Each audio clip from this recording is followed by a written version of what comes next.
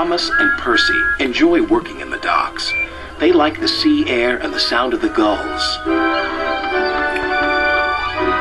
But one day, the friends were feeling hot and bothered. A crane was causing trouble. His name is Cranky, and this was his first day at the docks. "You useless little bugs," he called from above. "If you put these freight cars on the inside lines, then I wouldn't have so far to travel." "Rubbish," said Thomas. "No crane has ever complained before." "Well, I'm complaining now." And Cranky banged his load down on the quayside. Later, the two engines met Gordon and James and told them about Cranky.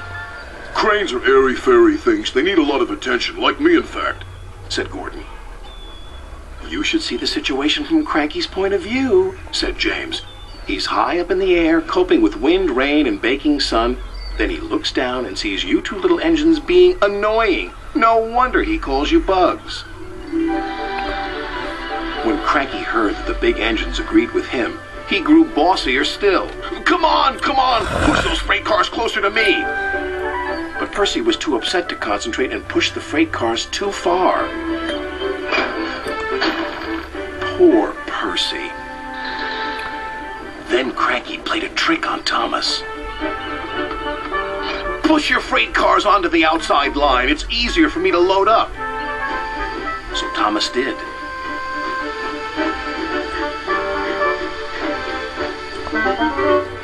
But Cranky left the loads beside the freight cars, not in them. "You must have known my arm can't reach you there," complained Cranky. This mix-up caused confusion and delay. Sir Topham Hatt was most upset. "Thomas and Percy, this new crane has an important job to do. I have heard that you have not been helping him today. You will go to your sheds and consider how you will improve yourselves tomorrow."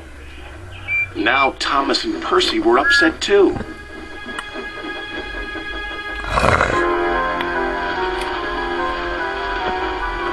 That evening, a big storm raged across the island.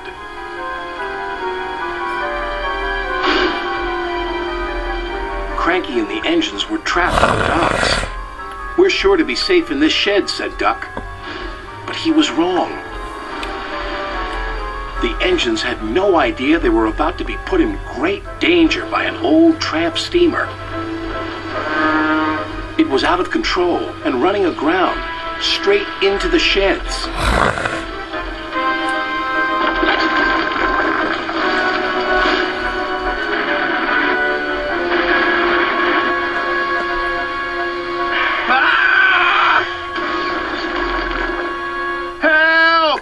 Called the engines from inside the shed. "I can't!" called Cranky. When the storm was over, Sir Topham Hatt rushed to the scene of destruction. "Thomas and Percy will help you," he called to Cranky. "And then you can help the engines." "Oh, please hurry," cried Cranky, "and tell them I'm sorry I was rude to them." "So it was you," murmured Sir Topham Hatt. "I owe those engines an apology." Thomas and Percy soon came to the rescue. And it wasn't too long before Cranky was upright again and clearing the wreckage. At last, all the engines were free. "Oh, thank you," said Gordon. "What would I have done without you?" "Well, I had to be rescued before I could help you. But I never thought it would be by a couple of Cranky was about to say bugs, but he quickly corrected himself. Small engines, thank you. I'll never be rude again. However, you two mites are in my way, so move over." "Pa," said Percy, "he's back to bugging us." "Don't move! You're still attached to Cranky." But it was too late. Cranky still looks down on the two little engines. But ever since that stormy night, he never calls them bugs or mites, because he knows they might bite back.